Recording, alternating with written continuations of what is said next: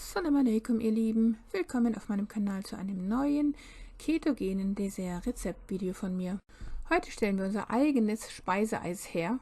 Köstlichstes Vanilleeiscreme und auch Schokoladeneiscreme. Man kann natürlich verschiedene Sorten da machen.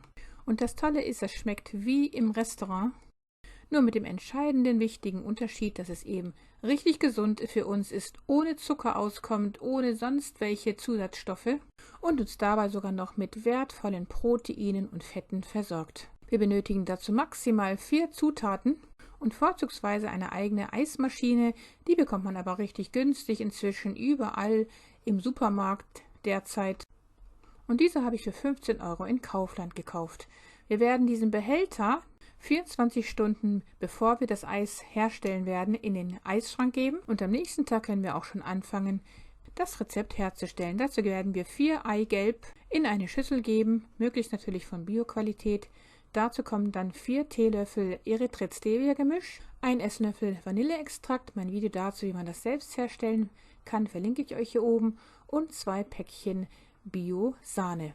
Pro 100 ml Sahne benötigen wir immer ein Eigelb und 1 Teelöffel Erythrit-Stevia-Gemisch. Wir haben hier also jetzt 400 ml Sahne, 4 Eigelb und 4 Teelöffel Erythrit-Stevia-Gemisch und 1 Esslöffel Vanilleessenz. Und das war es dann auch schon an Zutaten. Nachdem wir diese kurz mit dem Handschneebesen durchgerührt haben, nehmen wir jetzt den gefrorenen Behälter aus dem Eisschrank heraus und geben den hier in diese Vorrichtung der Eismaschine und obendrauf kommt dann eben jetzt dieses Gestell mit dem Rührstab dran. Wir stellen das an schon mal und dann bleibt uns nichts anderes mehr zu tun, als jetzt diese hier vorher mit dem Handbesen geschlagene Mischung hier langsam reinzugießen in die dafür vorgesehene Öffnung. Wichtig ist eben, dass die Eismaschine schon läuft, bevor man dann die fertige Mischung da hineingießt. Ansonsten könnte die Eismasse an der Innenwand des Eisbehälters gefrieren und den Rührer blockieren.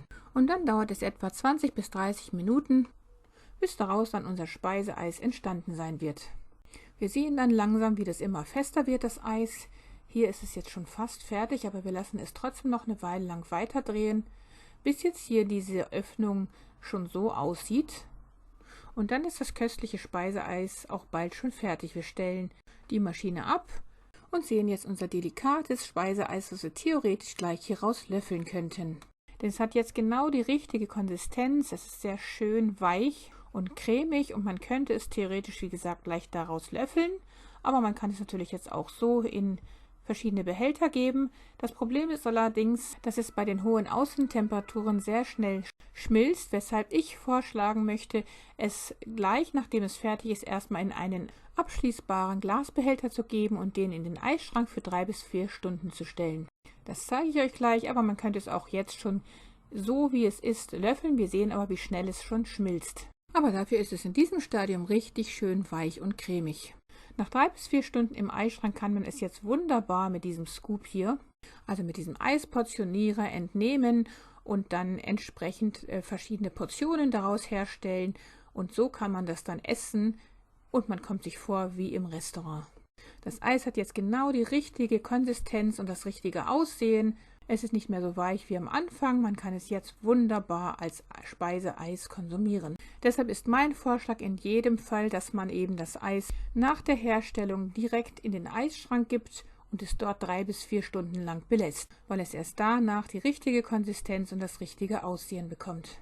Und dann könnte man seine Eiscreme so dekorieren, wie man das gerne mag. Hier jetzt mit Kakaonips und Kokosraspeln zum Beispiel oder mit Früchten verschiedener Art, wie wilden Heidelbeeren zum Beispiel oder auch mit getrockneten Früchten, wie zum Beispiel Berberitzen, Maulbeeren oder andere Arten von Beeren. Auf diese Weise bleibt das Eis eben ketogen.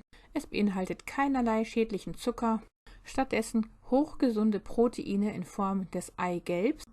Denn das Eigelb ist eben, wie das Sprichwort schon sagt, das Gelbe vom Ei, also das Beste vom Ei. Die meisten Proteine befinden sich darin und unterstützen den Körper beim Aufbau von Muskeln, Knorpel und Haut. Außerdem sind die Proteine, welche im Hühnerei enthalten sind, besonders gut verdaulich. Wir könnten jetzt natürlich jede Art von Eiscreme herstellen, hier in dem Fall jetzt Schokoladeneis. Wir verwenden genau die gleichen Zutaten wie vorher, nur dass ich hier jetzt immer die Hälfte genommen hatte. Und dazu geben wir noch 2 Teelöffel von dem rohen Bio-Kakao hinzu. Im Gegensatz zu bekannten billigen Instant-Getränken wie Kaba, Nesquik und Co. ist der unbehandelte rohe Kakao eben sehr flavonolreich und kann damit die Sauerstoffversorgung im Gehirn verdreifachen. Wir gehen hier genauso vor, während die Maschine läuft, geben wir dann die Flüssigkeit da hinein. Hier war das Eis dann schon nach 10 bis 15 Minuten fertig, weil ich nur die Hälfte der Portion verwendet hatte. Wir sehen, wie lecker das aussieht und wie gesagt, auch hier könnte man es direkt aus dem Eisbehälter löffeln.